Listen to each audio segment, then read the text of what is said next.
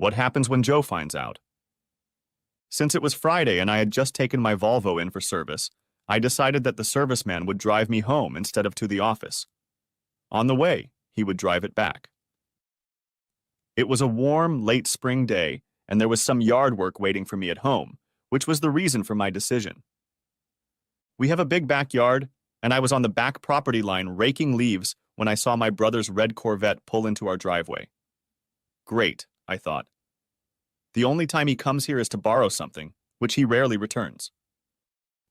As I approached the driveway, I heard my son Sam call out to me, "Hey, Dad, what brings you to the land of wimps?" Dad? Why did my son call my brother Dad? And why is this the land of wimps? My brother replied, "I'm returning Uncle Joe's circular saw. I accidentally cut the electrical cord. He has to fix it so I can finish my project at home. Is there a clueless Joe here?" Clueless Joe? My name is Joe, and I hardly consider myself ignorant.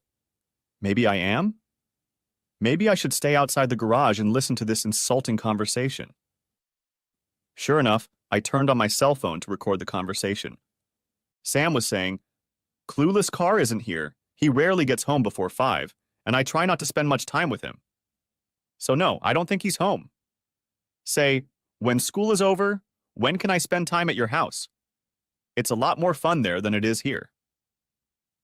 I'd love to have you come visit, but your mom wants to spend as much time with you as possible.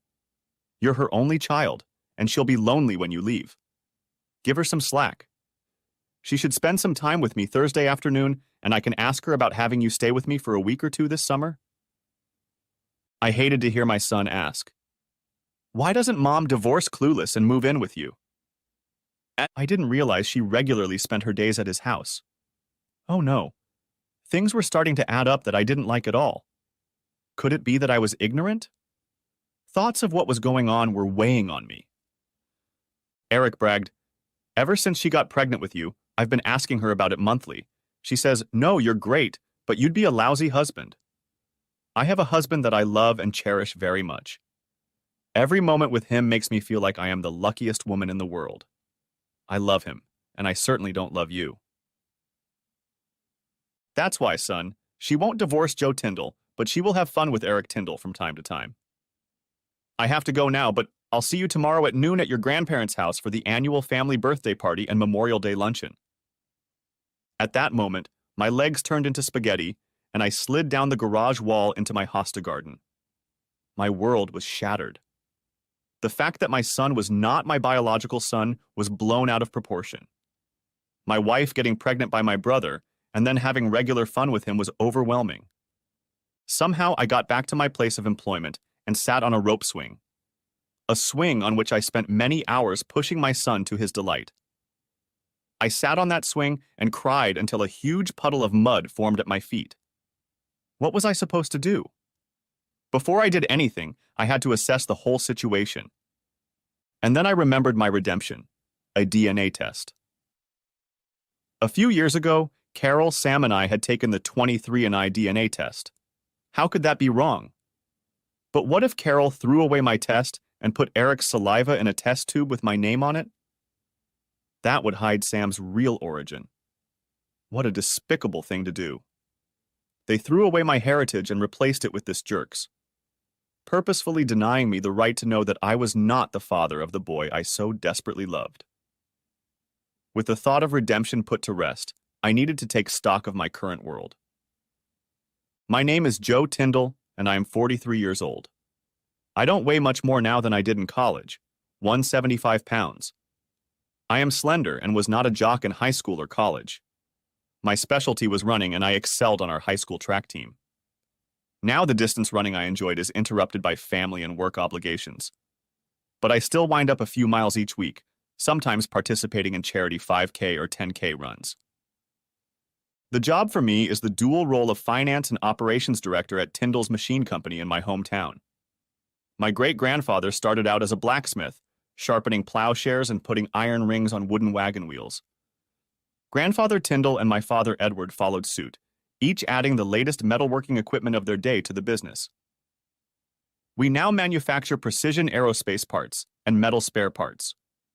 My father, Edward, is president, and my brother, Eric, is director of marketing for a 50-person company. My father did not go to college, but attended the best trade school available at the time. I have bachelor's degrees in industrial engineering and accounting, so I am the CFO and COO. Younger brother Eric was the complete opposite of me in his physical build. At 6'3", he was 5 inches taller than me and 50 pounds heavier. He was the consummate athlete, big, loud, arrogant, and a real bully. In high school soccer, he was a crowd favorite.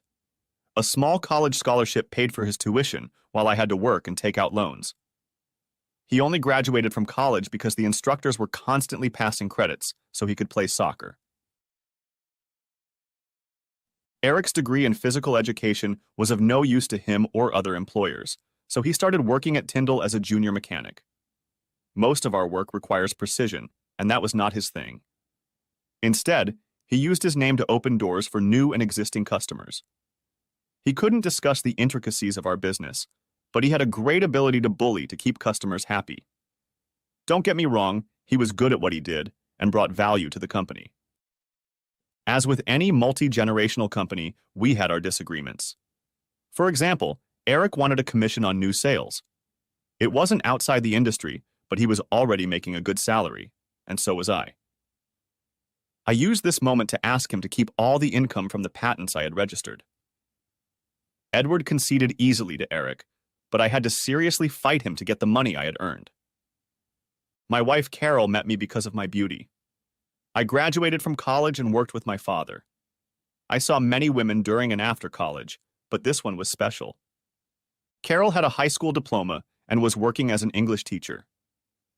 A year after we met while jogging, we were married in Carol's home church.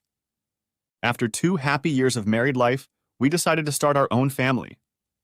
Despite repeated nights and weekends out, Carol could not get pregnant. Our whole lives were focused on getting her pregnant. Neither of us wanted to take a fertility test at this time. Maybe in a year or so, but not now. I was heartbroken as I wanted to have at least 2 children, regardless of their gender. We both relaxed. Just a couple months later, Carol got her period, but she didn't want to jinx it by telling anyone, including me. Pregnancy was not without its challenges. For the last 2 months, Carol was bedridden by doctor's orders. The labor was difficult, and we nearly lost both my wife and our newborn son that day. Sam, which is what we named our baby, was an energetic boy, constantly active. To Carol's dismay, he and I loved to scuffle on the floor. The hours of throwing, kicking, and shooting a ball were countless. His grades were not exceptional, but were slightly higher than the average boy his age. After his 15th birthday, the relationship between us began to deteriorate. I attributed it to the usual conflict between parents and children at that age. We used to chat for hours over a ball, but he said he was busy now. Too busy with his cell phone and Game Boy to talk to his dad. When push came to shove, he became sullen and disrespectful. As I understood it, he thought being an accountant was less manly than other professions. Probably part of the reason for this thought was that he had become taller and more muscular than I was. Over the years, Carol remained the perfect wife in every way. Her knowledge, intelligence, and total dedication to her vocation made her the principal of McKinley School. A school that was designed to give special attention to students who had difficulty putting effort into their schoolwork and who had trouble interacting with others, that is, fighting. I noticed that this stress of supervising unruly students was leading to conflicts at home. She would make barbed remarks about what I did or did not do according to her definition of a task. Her irritation with me rarely extended to bedtime. She was always sweet and loving when we lay under the covers. There was no part of our lives that I found unacceptable or not frequent enough. So I was dumbfounded when I heard my brother tell Sam that he was Sam's father and had been having regular fun with Carol for over 17 years. No way, I thought to myself. But what did I really know for sure? My biggest doubt was that Sam had the same build as Eric and Edward. I'm the odd man out when it comes to genetic similarities. Something was wrong, either in my head or in my stomach, as I pondered the possibilities. That evening, I watched Carol like a hawk watches a mouse. There were absolutely no obvious signs that she was having an affair. Dinner was lively and pleasant. Sam left to pick up some friends in his car to watch a movie or whatever they were doing before 11 p.m. Since Sam was gone until 11 p.m., Carol and I got busy cleaning up the kitchen. She asked me to load the dishwasher while she went to the bathroom. When I turned around, she was wearing only a lace apron. She pretended like nothing strange had happened and told me, "Hurry up! Get to work, for I have plans for you today." We laughed and played. Then we went to bed where we got busy. The next morning, Saturday, we were to go to my parents' house for lunch in honor of Edward's 70th birthday. Carol didn't like driving in my Volvo, and Sam wanted to go alone so he could leave early. We did what Carol wanted. We all drove in her Lexus. When we walked in the front door, my mom, Sally, started hugging us in order. Carol, Sam, then me. The same order was for Edward. Next, I watched the interaction between Eric and Carol. Eric happily hugged Sam, then held out his arms for a hug from Carol. The hug was enthusiastic on Eric's part, but lifeless on Carol's part. In fact, I thought I saw a look of boredom and annoyance on her face. It was a reaction I had not expected from lovers who had been having fun for 17 years. During a lull in conversation, I cast the first line. "Eric, I need to talk to our financial controller on Thursday afternoon. Will you be in the office to fill in for me?" I said this knowing that he didn't know anything about accounting processes and wouldn't help anyone who called me. "No, Joe, I won't be in the office either. Big project in the works." Carol blew her nose a couple bubbles in her iced tea. That means I'm getting close to finding out something. "Well, big guy, is it something that makes you sweat and exhausted?" "No, I've worked with this man many times and always come out a winner." Carol's gaze was hotter than any of our plasma cutters. I could see the color drain from her face. No one made any sound. No fork hitting the plate or the clinking of ice in the tea. Midnight in the cemetery was simply deafening compared to Mom's dining room. The eyes of the five of them were spinning. That, too, was a sign that they were all aware of the infidelity. I thought I could hear the sweat trickling down their skin. This was exactly what I wanted. To be an ignorant Joe to these five, but underneath that clumsiness, I knew what was going on. Dad melted the ice by saying, "Well, guys, get out your calendars to see who's going where." He continued, "I'm glad you're here today for my birthday. My grandfather bought this 160-acre tract when it was a few miles out of town. He would be proud that the land is still in the family, and our family business is growing under Eric and Joe's leadership. As a result of my trust in you boys and my advanced age, I am going to step down as president of Tyndall's. Eric will be the new president. There will be a change in the salary structure. Joe's new salary will be 75% of Eric's salary. I really want Joe to stay with the company and be rewarded for his good work. With Joe's income from the patents, you'll both have about the same income." Carol squeezed my hand and smiled warmly. "So I'll report directly to Eric?" Eric, who doesn't know the difference between a CNC machine and a popcorn popper, will be running the company. That's a recipe for disaster of the worst kind. "Look, bro, I've always been the in-charge guy, and you're the head small bean salesman. It takes an alpha male to be the boss, not a wimp like you. Deal with it, Joe. Once again, I win, you lose." "That's enough, boys. Eric, you're not going to be the boss. I'm still chairman of the board and I outrank you. I own all the stock. You will run the business the way I tell you to.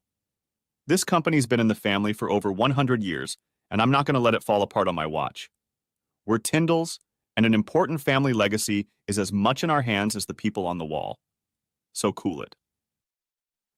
Dad pointed to the pictures of 3 generations of Tyndalls on the living room wall for empty effect.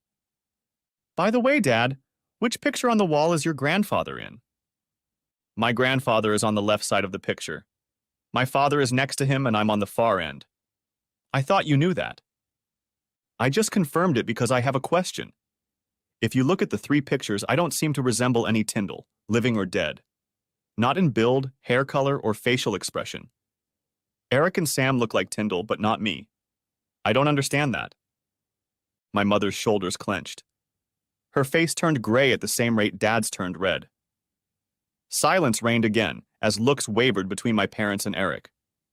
I found that the best way to get people to open up is to drop a turd in their lap, and then be quiet and let them carefully clean it up without getting their hands dirty.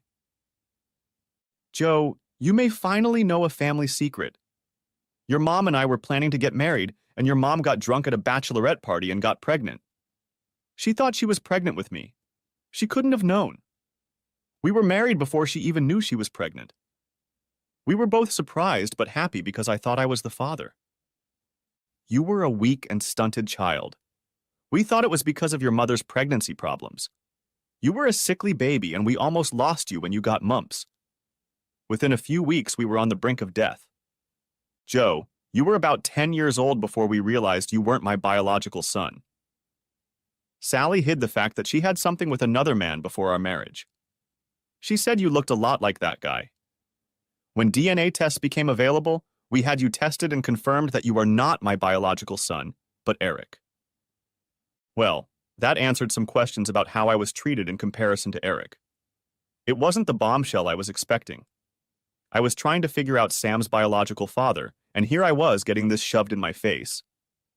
Everything turned upside down. There wasn't much I could do about it, but now I had even more questions. Mom finally spoke up. That doesn't mean we don't love you as much as Eric. We raised you as our son, and we both still consider you our son.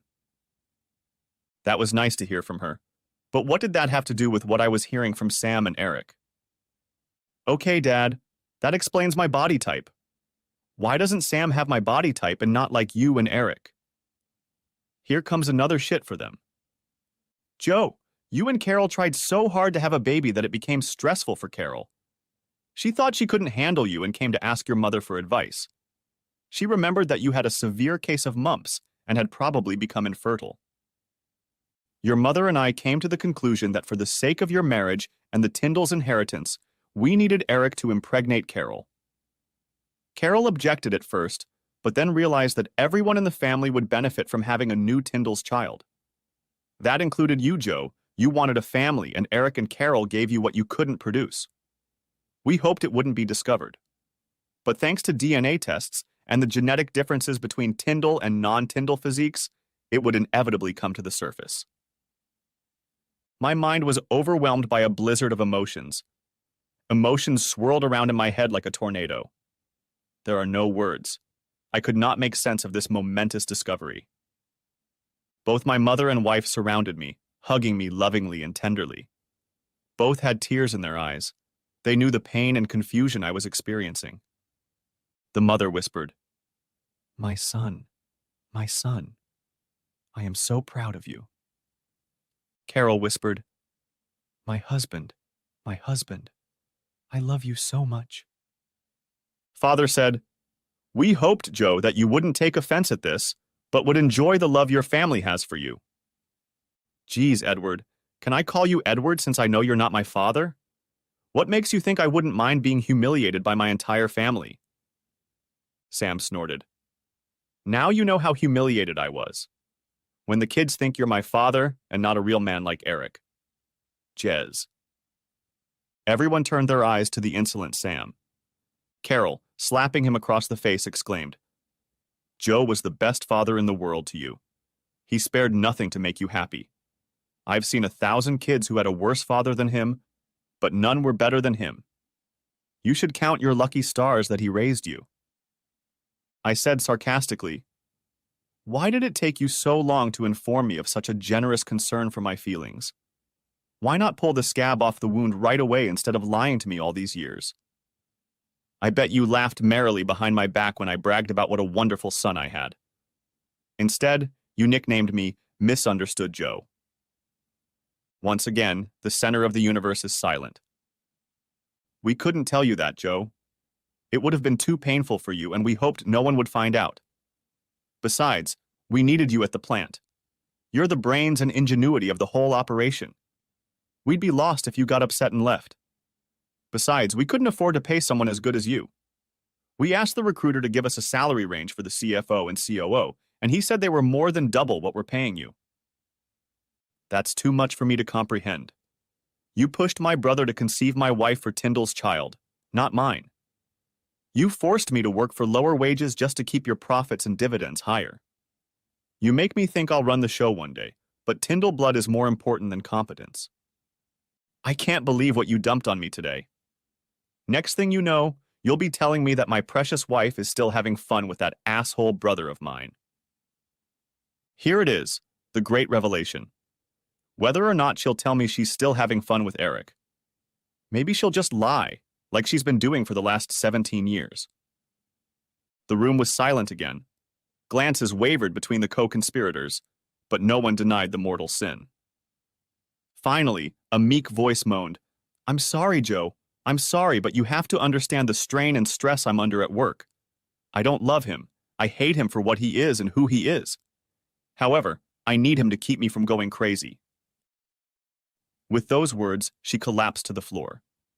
My left foot took a step towards her to comfort her, but the rest of my body said, "Stop!" She brought this on herself. Now she would have to deal with the consequences. "I'm sorry, son, but we—" Son? Son? You're a bloody hypocrite. Calling me son after you ruined my entire existence. Giving me minimal affection compared to Eric while we were children. Encouraging my wife to cuckoldry by passing off Eric's bastard child as your own. And all the while laughing at my complete ignorance regarding your utter and complete disrespect for me. I'm done with this snake's lair. By saying you were doing it for me, you were deliberately and literally mocking me for your own personal reasons. None of those reasons were for my benefit. They were all heartbreaking to me. I'm like a newborn orphan, an abandoned child with absolutely no one to come to my aid. A personal and heartfelt screw you to each and every one of you vile bastards. Shouting this tirade so loud that my mouth was watering, I turned to leave. Just as I reached the door, a large paw grabbed my arm. "I'm really sorry about this, Joe. Since it means so much to you, I'm going to stop entertaining your wife, so I'm returning it to you." What chutzpah on the part of this consummate asshole, giving my tormented wife back to me. I turned toward the door again, but this time Eric spun me around. The spinning proved unexpectedly useful to me, as I had the opportunity to strike him stealthily as I turned. Carol and Sam rushed toward him, but with different emotions. Sam was trying to calm his mother's breeder. Sam turned to me and screamed, "You bastard! You bloody bastard!" Ha, what hypocrisy! One bastard calling another bastard a bastard. What a damn sewer you've got here, Ed and Sally. A bloody mess. Carol started kicking Eric in the back as hard as she could, yelling, "You asshole deserves this and 1,000 others." I left the mini riot, got into Carol's car, and started backing out, crashing into the driver's side of Eric's precious Corvette. As I drove out of the yard, I hit the passenger side of Edward's new F-150 pickup truck. From the agony and humiliation, it was all I could do to keep the car on the road. An abandoned gas station gave me a respite from the experience. At first I cried until I thought I was dehydrating myself. Then anger erupted like 4th of July fireworks. Punching the vinyl dashboard was the most I was capable of in that state. Finally, fatigue took over. My limbs weakened and my mind went numb. The buzzing of a cell phone came from the floor. It was one of the many calls and texts the whore, my ex-wife Carol, was trying to send. Taking a deep breath, I thought, what am I going to do now? There was no way they could undo what they had done. I was not only a cuckold, but a true bastard, as my mother was not married to my biological father. Well, isn't that the real shitstorm I found myself in? 3 days ago, I was king of the world. Now it's a world of shit. The only good thing I could think of was that I had a choice. I could continue to be ignorant Joe and I'd get a raise, but I'd have to report to Eric or Edward as my boss. Every day I would see Eric and Carol causing the same pain in my gut that I had today. It wasn't going to happen since they both ruined my life. The first option was no good. The second option was to just quietly sneak out of town. Let things continue like this in the Tyndall household, and let one chair at the table remain empty, It was an idea, but they wouldn't care. They didn't care about me when I was here, so why should they care when I wasn't? The second option wasn't for me, but maybe I could combine the second option with the third. The third option involved my involvement with the Snake family, but not in their favor. To make them regret every cheating, lying, stealing, and humiliation they had done to me. Yeah, I like Dr. Number 3. The only thing holding me back right now was that I was 20 miles from my house and I needed to move on. The damaged car the hookers had left in the yard, not in the driveway. My computer and all important papers were boxed up and loaded into my Volvo. Clothes that I would need for the next few months were put in the car. All other clothes and things I wanted to keep but didn't need right now were put in Sam's 2017 Acura. Sam's dog Bullet wouldn't leave me alone when I tried to escape. He would make noises like he wanted to go outside. He was always a pain in my butt, and I would be glad to be rid of cleaning up poop, feeding, and walking a dog who never loved me. Bullet did me a very nice parting favor by pooping next to the house. Chuckling, I picked up the steaming excrement and carried it into the bedroom. On our marital bed was a quilt my mother and grandmother had made for us. It was called the engagement ring quilt because most of the squares had wedding ring prints on them. Other squares were made from clothes that Carol and I wore as children. Our names and wedding date were sewn into the squares. It was a memory box made of fabric. The perfect place for a steaming dog turd to take a place of honor in this house. The final ingredient was my wedding ring, laying on top of the dog turd. No doubt Carol would recognize the symbolism. All the wall pictures of the whore and Eric's son were stacked on her cherry wood dining table. Covering the pictures with a towel to protect myself, I picked up the hammer. I drove my largest nail from the store into the entire stack, sending glass flying in all directions. Now I was ready to move on. Nothing and no one made me feel like I should be here. My loaded Volvo drove me to an extended stay hotel on the other side of town. After unloading the car, I drove to the airport, put the Volvo in the long-term parking lot, and rented a Hertz car. My plan was to keep the snakes from finding and chasing me. The rental car took me to my new base of operations. An Uber driver drove me to pick up Sam's car so I could put it in storage. When I was relocated, I would unload the car and sell it. After all, it was titled in my name since Sam couldn't be insured after speeding tickets. A dinner of pizza and beer delivered to my room allowed me to stay out of anyone's sight. I didn't want to leave the house as I had projects that needed to be completed. Projects that involved moving personal funds so that no one but me could handle them. The joint credit cards were paid off and closed. I left her the amount of her last 2 paychecks in a joint account and took the rest for myself. Sam will have to study harder since I embezzled the entire college fund I was saving for him by withdrawing money each month. He will have to ask his real father for that money. Hey. It took a bit of a head trip to fall asleep that night.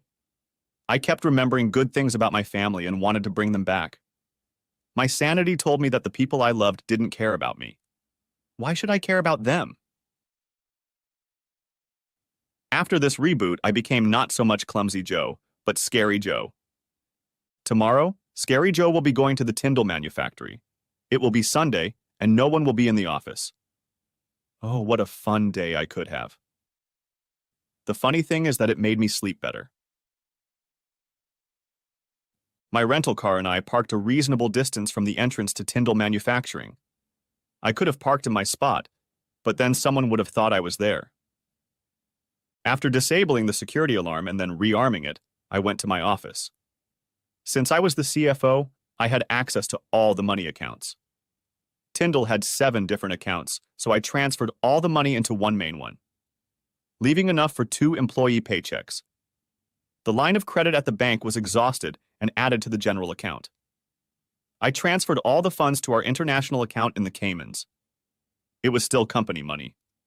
I wasn't about to be charged with any crime other than cuckoldry.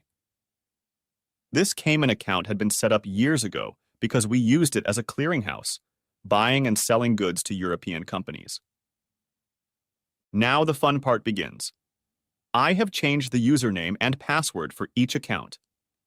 For some time, no one will be able to access the accounts. They won't even know where to start, since none of the banks sent monthly statements on paper or by email. Chuckling, I changed the mailing address to 101 Big Tree Street, 2. Montana, 59085. I sent emails about closing electric, gas, water, phone, and internet bills. Since the beginning of time, the people of Tyndall have always saved every scrap of paper related to business. 5 years ago, I started a program where everything was stored in the cloud. The only paper we had was vehicle and warranty paperwork. Everyone in the finance department had access to these files. I was the only one authorized to add and delete files. Passwords and logins were changed, so no one could even peek at the accounts. All the CNC machines that were networked had a new password and login. Eric's office was my next place to try to get something juicy out of his computer. It didn't take me long to find a few video files. He was entertaining the staff, the wives of the locals, and of course Carol. I burned the videos to my flash drive and left his computer undamaged. I wanted to save that retribution for later. The last stop was the back room, not a normal room, but a fortress. This secure room with concrete walls contained the main power line. Tyndall MFG was consuming huge amounts of electricity with all the machines humming. Touching the wrong wire at the wrong time could turn a man to ash in a nanosecond. The electrician and I were the only ones allowed in. The bureaucracy of the electric company would take days to shut off our service. In the meantime, I disconnected everything from the safe room and then installed new locks. By the time they realize it was the main transformer box that tripped the breakers, the electric company will have turned off the lights. You'll have to work hard to open that heavy door. The keys to this room, and all the other keys to rooms, closets, warehouses, trucks, offices, and machines were thrown into a bucket of cleaning fluid that would wash away all traces of where the key had been. It was sad to leave the building I grew up in and wanted to make it my one and only place to work. Becoming president with Sam standing behind me running the place was one of my dreams. Those dreams turned into nightmares, like most of my other dreams. During my tenure at Tyndall, I attended most of the industry conventions. I went to meetings and breakout sessions. Eric took his buddies to drinking parties and strip clubs. Now this became my new hunting ground for jobs. There was no need to open any of the voluminous messages, phone calls, or emails my formerly wonderful family sent. The words were simply repetitive. We love you. We're sorry you're upset, but we did what we did for you, not against you. Not to hurt your feelings. Please sit down with us or your wife so we can explain things better. My mother begged that Edward forgive her for getting me pregnant, and they stayed married. Why can't I do the same with Carol and Sam? The number 17 flashed through my brain. Because Carol had fun with him for 17 years, and your son's mother was just a one-night stand whore. Tuesday morning, I called my attorney, Bob Carson, to represent me and discuss my options. He had some free time at 3 p.m., so I went back to my apartment and gathered the documents I thought he would need. I would prefer to file for divorce for adultery, but that would require me to move the bitch to another state. I doubted she would agree to that. I told him the consequences of her infidelity, and told him I didn't want to pay alimony. I agree to everything being split 50-50. I do not own any shares in Tyndall MFG. All I had was a salary and some income from patents.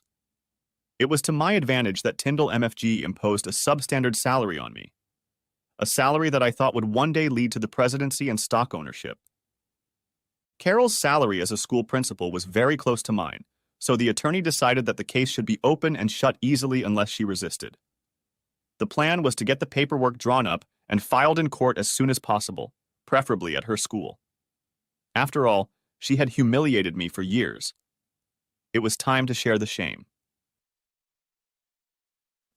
While at the attorney's office, I informed him of the reallocation of Tyndall funds. Since I was the CFO, the company gave me permission to move money between banks. I did not take a dime from the accounts. The money still belonged to Tyndall MFG. They would just have to work hard to get their hands on it. He thought my actions were unwise.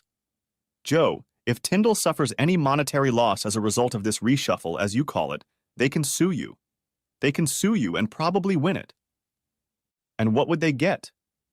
What kind of assets do I have for them to spend a huge amount of money on revenge? Besides, they won't like it if I have to explain in court, under oath, to the good people of our town why I did what I did. No, sir, they don't want this Pandora's box open to the public. He shook his head and informed me that he needed a check for $3,000. From my list of manufacturers I had met with and wanted to work for, it didn't take long before I had 3 meetings. These companies wanted both my services and access to my patents. There was absolutely no reason to stay in town. I had many friends I could count on for help, but I didn't want to burden them. There was only one way to get out of this vat of crap: work my way up and pop up in a new place. Start over at 43 years old. A week later, Bob Carson called to say he'd just gotten back from the DA's office. Edward was yelling and demanding that I be arrested for embezzlement, fraud, and grand larceny. Bob told the DA and Edward that all the funds were in a Tyndall account that had been active for years. All the money still belongs to the company. Nothing has been withdrawn from it. Edward just has to arrange for a new person to be in the account. Of course, I knew the old asshole would have to fly to the Cayman Islands to do that. And he absolutely hates flying, especially over water. A month after Carol got the divorce papers, my lawyer called and asked if I had returned her phone calls. I laughed at such a silly question. Of course, I had not answered her call, text, email, postal mail, or smoke signal. 2 legal issues stood in the way of finalizing the divorce. Carol objected to my taking the college fund in Sam's car. Even my attorney thought it would be difficult to get it through a judge. I replied that I would let them take half of those funds. If that wasn't enough, I would sue for fraud because I was led to believe I was his father and had paid all of his expenses for the past 16 years. I would sue Carol, Eric, Sally, and Edward. I might not win the case, but the media would have a great time watching Tyndall's dirty laundry come out on social media. A week later, the lawyer called and said Carol was willing to sign the papers as presented if I would spend 1 hour with her. Presumably, she wanted to justify herself, or maybe just explain the horrible things she had done to me. Either way, I didn't want to see or talk to her again. However, the new clean slate I was creating required the termination of any legal ties to her and anyone named Tyndall. On the condition that only Carol and I attend the meeting, I agreed. I also wanted to have a videotape of the entire meeting to make sure I wasn't trapped. It sounds silly, but after what I had uncomplainingly endured for the past 17 years, I didn't want to take any chances. At 3 o'clock in the afternoon the following week, I drove the rental car into my former driveway. Seeing no other suspicious cars that might contain people I didn't want to see, I walked to the front door. She must have been watching me because the door opened like magic. Between us lay 2 stacks of papers that were supposed to legally destroy our marriage. Romantically speaking, the marriage was already destroyed. As with taking shit, paperwork was the last thing to do. She offered me a drink, but I abruptly declined, saying I purposely didn't ask how she was doing because I didn't care anymore. And why would I? Instead, I said, "Okay, I'm at your place. You can start." For the next 15 minutes, I listened to her read the Rogue Bible chapter by chapter and verse by verse. Nothing new. I tried to count the number of "I'm sorry" and "Can we work this out?" But her rhetoric bored me. She even opened a history book and quoted how Edward had forgiven my mother. With Sharpie in large letters, I wrote on her envelope, "Once is less than 17 years at 24 times a year, which equals 408 times. That wasn't that many times, Joe." "Okay, show me the math on how many times." In a small and trembling voice, she whispered, "Too many." There was no anger or rage on my face, just a lack of emotion. Seeing my lack of interest, she thought of something for me. "Do you want to ask me any questions?" Looking her straight in the eyes, I asked, "Why?" Taking a deep breath, she began, "Your father. Oh, I'm sorry. Edward really wanted the Tyndall bloodline to continue. Even when I was trying to get Sam pregnant, I still made love to you, hoping that you would be the one to get me pregnant. I really wanted to have your baby and be a family forever, but I blew it. The thought of labeling her the very slut label Edward didn't like was tempting. I'll just let her simmer in her own juice for a while. I don't agree with your disgusting conclusion, Carol. I've heard it enough times to be repulsed by the suggestion that Eric's child would create a bond in our family. So was continuing to have fun with Eric after the pregnancy really your idea of keeping our family together? Was it really that much fun for you to continue to secretly humiliate me? No, Joe. It had nothing to do with you. Bullshit! I shouted. It had everything to do with me. I was your husband. You promised not to have fun with anyone else. What is wrong with you that you think cheating with someone else is okay? Is it okay if I don't know about it? I'm sorry, Joe. I misspoke. I meant to say it's more about me than it is about you. When I decided to get pregnant with Eric, I found out that he was never as good a lover as you. As soon as I got pregnant, I stopped seeing him. Now all my fun was centered on the man I loved because he loved me. So you went back to him later because I was too good a lover. Ridiculous. That might sound awful. Yeah, the whole damn thing with Eric sounds awful. Hurry up and tell that sad, sad story about how you had to have fun with a big bad man who didn't suit you. Please, Joe, I only have an hour for what's left of our life together to tell this story. I still love you, but I know I ruined my chance with you. I just want to convince you that what I did had absolutely nothing to do with my relationship with you. You've been wonderful to me, the best husband a woman could ever have. But I have a flaw. I'm very successful in life, and sometimes it goes to my head. I start to think I'm better, smarter, and more intelligent than my peers. I lose compassion for others and act like an arrogant bitch. And you know I do. I needed a man who would be tough on me, and Eric fit right in. Joe, that flaw manifested itself after your mother and father convinced me to get pregnant by Eric instead of you. You mean when you were bred as a farm animal? Interjected I. I suppose it was something like that, since there was no display of affection. We just got on with it and I left. To summarize, Joe, I went back to having fun with Eric because it humiliates me, and I needed to get down off my high horse and not be so smug. I used him instead of a therapist to change my superiority complex. Now looking back, I made a big mistake and I regret hurting the best man I met in my life. Someday, when all of this is behind us, I hope you'll remember those moments when we were happy together. That's a pretty far-fetched story. At least I know most of the facts, or do I? She replied quietly, Yes, you know all the facts now. Stumbling, I staggered toward the door, leaving a trail of small pieces of meat and pasta behind me. Carol's sobs made my ears pop. Apparently, she didn't like the vomit on the carpet and dress. That's too bad. My lawyer had to retype the documents because no one in court would touch them. 2 weeks later, the divorce was signed, with me keeping half of the college fund and the car money. She gets the house until bastard Sam graduates. I'm sure he was pissed. But since he didn't want me in his life anymore, me and all my money were gone too. Since I wasn't the father of that ungrateful bastard, I refused to pay child support. If required by the court, I would have changed the statement to adultery and sued all the Tyndalls for fraud. No one needed the embarrassment. I was already ashamed of being a Tyndall. During my self-imposed hibernation, I was in a quandary about watching the video files I had downloaded from Eric's office. I still hadn't come to terms with the fact that I had found out about Carol's infidelity, not to mention being collected enough to watch two people I hated having fun. Each file had a name, and I got goosebumps when I saw the name Sindra on a relatively small file. Sindra was the name of the wife of one of my best friends, John Brown. John was 2 years older than me, but we hardly ever socialized since he was a big athlete, and I was a nerd. But this nerd was chosen to help an athlete take a required English course. He excelled in science and math, but found himself stumped in English class. Over the course of the semester, we became friends until he left to attend a small college on a soccer scholarship. After college, he returned to our town to be near his aging parents.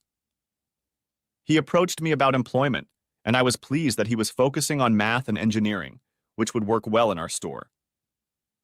On my recommendation, He was hired, and we renewed our friendship. A couple years ago, a turning point came in John and Syndra's relationship. As I understand it, Syndra was at a bachelorette party and apparently had too much to drink. In any case, she had some fun with some guy, was embarrassed, and told John about it as soon as she got home. But by then, the damage was done. They had 2 little boys by then, and divorce would have been a disaster. Syndra's file was the smallest and began with her crashing into a hotel room. I was impressed with Syndra. Now I understood why John didn't want to get rid of her. Eric was having fun with Syndra at the time. Neither of them said a word during that show. John always wanted to know what happened, but now I had some proof in case he wanted revenge. I invited John over to my apartment to discuss something very personal. After a couple beers, he asked about my top secret conversation. Without knowing John, I came across a video of your wife doing it with another guy. I think she was drunk. I can either tell you who it was or show you the video or both. Which option will hurt you the least? It took the large man some time to calm down. There were tears in his eyes, and his breathing was deep. I put my hand on his shoulder, but said nothing. "Who?" was all he said. "Brother Eric." "But she really doesn't like him. Thinks he's a real asshole. Why would she have fun with Eric?" "Like I said, John, she seemed out of it. I'll show you the video to prove she wasn't the instigator of this date." After watching the video, he recognized the nameless guy who had entertained her after a bachelorette party a few years ago. She didn't know his name or even the reason they were doing it. Telling John the story, she sobbed uncontrollably. Trying to speak calmly, he asked, "Why did he need to entertain his employee's wife like that?" She said it was a one-time thing, and he never contacted her again. My guess, John, is that he didn't know her last name. He didn't need her first name, just one thing. Standing up, he said, "Thanks, Joe. Surprisingly, that's very helpful. I'm glad I forgave her then because she was so upset and sorry. Now I know the facts, but I don't know whether to share it with Syndra or not. I'll just have to play it by ear. Can I have that video, Joe?" "Of course you can. I think it's the only copy I have." "You won't be upset if your brother suddenly has a few accidents in the next few months?" "Be nice. That would work in my favor, since I've already kicked his ass once, so I'd be under suspicion. Make sure I know the time so I have an alibi." "Thanks, Joe. You're like a brother to me." "Yeah, and you're a much better brother than I was assigned." We hugged and he said over his shoulder, "Stay in touch." I didn't spend much time rewatching the video of Carol and Eric. It just wasn't worth the time. It just ruined my mood. The time came and I just destroyed all the videos with Carol's name on them. I didn't want to see those 2 sluts again. As I was deleting the files, fate intervened and made me hit play instead of delete. It was more disgusting than I could have imagined. 2 weeks later, John stopped by my place for a beer to thank me for answering the horrible questions that had plagued him for years, and also to thank me for proving to him that Syndra had not had an affair. He had the idea of using the remaining records to destroy the cheating wives and help the husbands who had been devastated by Eric's careless actions. I gladly gave him the remaining disgusting videotapes. My cast net for my new employer was working well.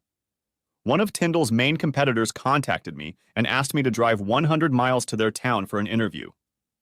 It was the first flash of happiness for me in a while. Of course, I was willing to meet with them anytime, any day.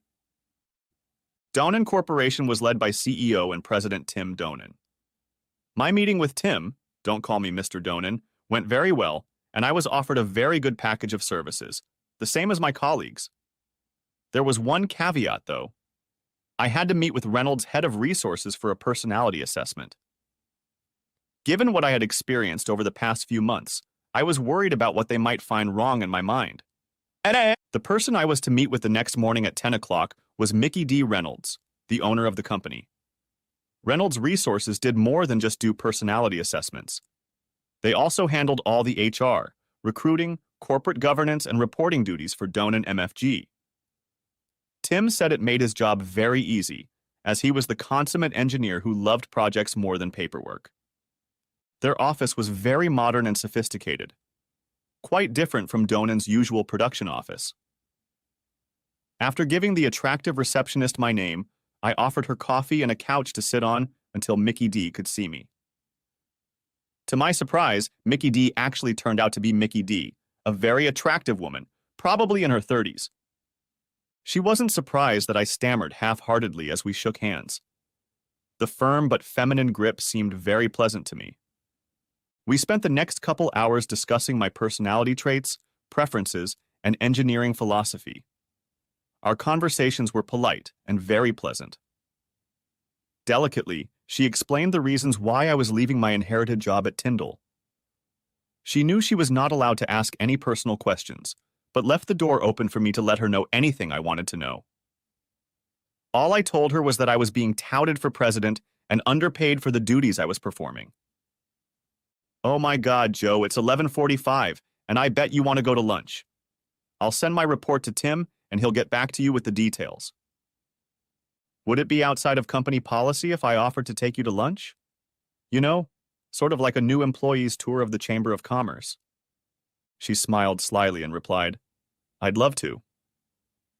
We headed out for the first of many lunches that evolved into dinners and more over the next few months. I was in no hurry to get into a relationship, but was eager to spend time with her as I really enjoyed being around her. Judging by her reaction, she seemed happy with the pace and development of the friendship. At this time, Tyndall Manufacturing was experiencing financial difficulties. Even though Tyndall had the cash to pay all the bills, there just wasn't enough money. Edward had to act quickly because suppliers and vendors needed to be paid. To keep the company afloat, he had to use his spare capital. The 160 acres of building land near the city was worth millions. Yet the thought of mortgaging the property made all the cold bones of the Tyndalls, who had owned the property for more than a century, tremble. The mortgages kept the company going until Edward traveled to the Caymans to gain control of the money. However, the reputational damage was great. Instead of allowing title to pay for materials after 14 days, the suppliers demanded cash up front. This severely damaged their working capital, and the mortgage was not repaid as the Cayman money returned to the States. Gradually, the details of the explosion in my personal and business worlds became known to Mickey D. She was sympathetic, as her world had been affected by the explosion caused by the UPS truck that had hit and killed her husband 2 years earlier. He was the founder and brain behind Reynolds Resources. She worked with him and kept the business going when he was gone. Meanwhile, John revealed that someone had attacked Eric in the parking lot of a dark bar. Working at Donan brought great happiness into my life. I settled in, and as I didn't have a non-compete clause at Tyndall, I started pirating the best customers they had. They knew I had left the company and were happy to have my contact information. I wasn't a salesman like Eric, but I knew what they needed and how to produce it better, faster, and cheaper than Tyndall. All Eric knew about our products was that you had to pay someone for them. Eric didn't get in touch with customers very often. He seemed to be constantly injured in one way or another, usually after leaving the bar. 6 months later, and after the divorce was finalized, his relationship with Mickey D was great. Besides being beautiful, loving, intelligent, and caring, she was fun to be with. After many dates and bonding, our evenings became more physical. Not rough interactions, but lots of touching, stroking, and kissing. One night it seemed to me that Mickey was acting like she enjoyed being in bed with me.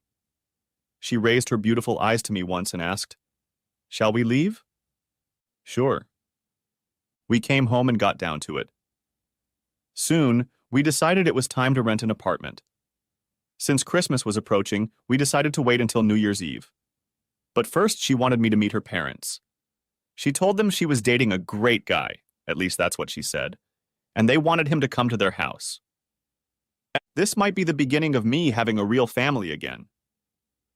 I was a little nervous as we pulled up to the large but unassuming house. As soon as the door opened, Mickey D stepped in front of me and grabbed the arm of a man in gray slacks and a red Christmas sweater. She made a quarter turn to the right and said, "Daddy, I want you to meet the man I love, Joe Tyndall. Joe, meet my father. This is where I interrupted her by saying, Mr. Donan, oops, Tim, I didn't know she was your daughter. I don't even know what to say. Say, good to see you, Tim, and come on inside. Why didn't you tell me Tim was your father? Don't you think that would have been interesting to me? Yes, Joe, and that's exactly why we didn't want you to know about it. I wanted to know if you were interested in me or my inheritance. And we also didn't want the employees to say you were having a relationship with the boss's daughter and the company's sole heiress. Like me, she had a younger brother, but he died when he was only 16. So what does it mean for me to be invited to Christmas dinner with your mother and father? Is it personal, business, and does it affect our relationship? Joe, it means I love you and want you to meet my family. Business is separate. Since you told me you don't have a family, I'm asking you to spend Christmas with my family. Okay, now I know about Mickey DD is Donan. I really don't understand anything, don't you? She giggled, saying, Maybe you should put Deed in your name so it's duh. At that moment, all four of us laughed. After the air cleared, we all had a wonderful afternoon and evening. I really enjoyed chatting with Tim and Mickey's mom, Barbara. I may be out of touch, but I was under the impression that my request for Mickey's hand in marriage would be accepted by her parents. I'm pretty sure Mickey will say yes, but given what happened to me, I don't like to take things on faith. My instincts proved correct. Mickey jumped up from the couch and rushed over to me as I dropped to one knee with the blue velvet box in my hands. She screamed, Yes, yes, yes, yes. 3 months later, we had a small wedding with no one from my half of the church except John and Sindra and a few new friends I'd made. After a honeymoon in the Caribbean, we returned to my apartment and began our life together. The first thing Mickey had to do was get off the birth control pill. We decided it would be a while before my boys would meet her egg, so let it be okay. We went to the county courthouse to get a name change. Mickey D. Reynolds reverted back to her maiden name of Mickey Donan. Given society's more lenient attitude toward gender identity, marital status, and personal names, I changed my name to Joseph Timothy Donan. When we asked his permission, Tim was honored and delighted that I had taken the last name Donan. With tears in his eyes, he whispered, Thank you, son. My friend John found a file of Carol having fun with Eric, and he had the urge to get back at both him and me for cuckolding him. A week later, Carol was walking down the hallway between classes when she heard someone's harsh barking. It struck her as odd. Turning at the sound, she saw a small group of high school students grinning after her. When she turned around, she was startled by a bark, bark, bark coming from another group of boys. Remembering that the school's mascot was a bulldog, she figured that Friday night would be the start of preparations for the game. As soon as she entered the office, the barking stopped. For the next 2 hours, she did not hear the barking again, but as soon as she left the office, it resumed. There was barking from one end of the hallway to the other, as if she had just entered a dog box at feeding time. There was the occasional howl, but mostly the bark, bark, bark that came from everywhere. None of the other staff members experienced a similar phenomenon. The next morning, as soon as she stepped into the concrete parking lot, the sound was like the starting line of the Iditarod dog sled race in Alaska. All mouths were pointed at her, as if she had turned the surround sound from 50 speakers on full blast. She hurried into the building, looking ahead at the concrete, not at the dog impersonators. She breathed a sigh of relief as the door slammed shut behind her. As she walked toward her office, a single male voice shouted, "Bark like a dog, bitch! Bark like a dog!" The deep voice sounded like Eric's. But what was he doing here? Why was he saying that phrase? It was like a ton of bricks came crashing down on her head, and she realized what had happened.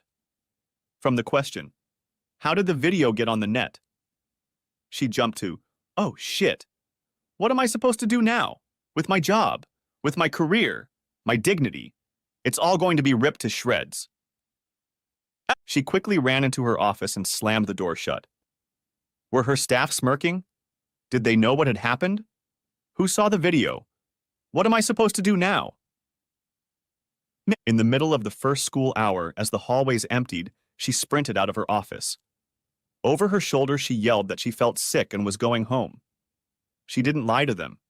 She really did feel bad. But she didn't go home. Instead, she raced down the street toward Tyndall's factory with a roar. Bursting into Eric's office, she bellowed, "Did you give out the video of us having fun? If you did, I'm going to kill you." Eric saw and felt her blazing with rage. He quickly stammered, "No, I have them all here. I'm the only one who has them." He patted the computer and brought up a file on the screen. "You stupid asshole! You've been hacked! They got into the network and I'm destroyed. Can this life get any worse?" Sobbing and moaning, she collapsed to the floor. Not knowing what to do, Eric ran to his father's office, and the two of them returned to the Howling Carol. The two great minds decided to carry her into the house, shut the door, and get back to work. Epilogue. 5 years later. Carol had to give up her position as principal because she had lost the respect of the staff, students, and school board. A job was found for her because she was an expert in her field. Her new role was to work in an unfinished basement office where she researched all the new state and national procedures and guidelines. She had little interaction with other staff members and little interaction with students. With greasy, unwashed hair, dressed in flannel pajamas and fuzzy slippers, she would arrive at the building at 6 a.m. Then she would leave an hour before classes ended. Because of her notoriety, she was forced to live like a social leper, traveling out of town to buy groceries. Sam was sent home quite often for fighting. It's hard to keep from fighting when his classmates call his mother Wonder Dog Lassie. At first, a few men showed interest in her and sent her dog cookies with a phone number attached in hopes of getting a response. After I left, Tidal MFG's financial situation became like a toilet bowl dive. The loss of customers to Donan MFG, increased costs for the CFO and COO, and poor management on Eric's part doomed the company's economic viability. To pay off the mortgage and other debts, Edward had to sell the 160-acre farm he inherited. The land was to be developed with mid-priced housing, taking advantage of the scenic, hilly terrain.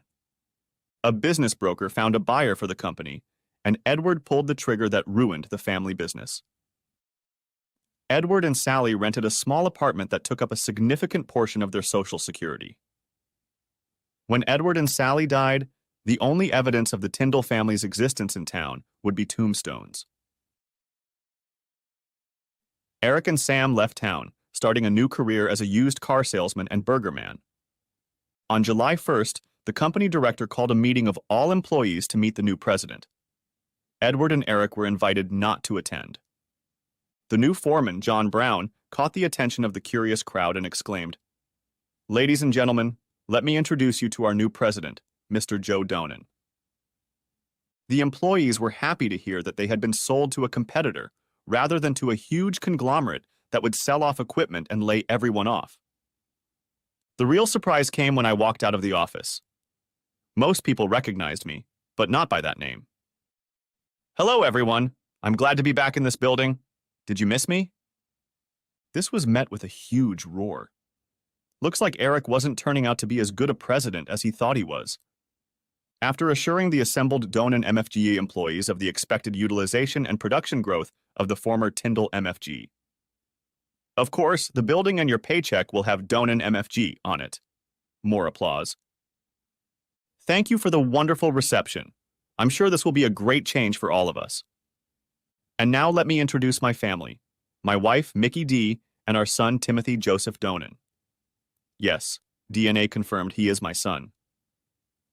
The end. Thanks for watching. I hope you enjoyed it, so subscribe to my channel and watch the next video.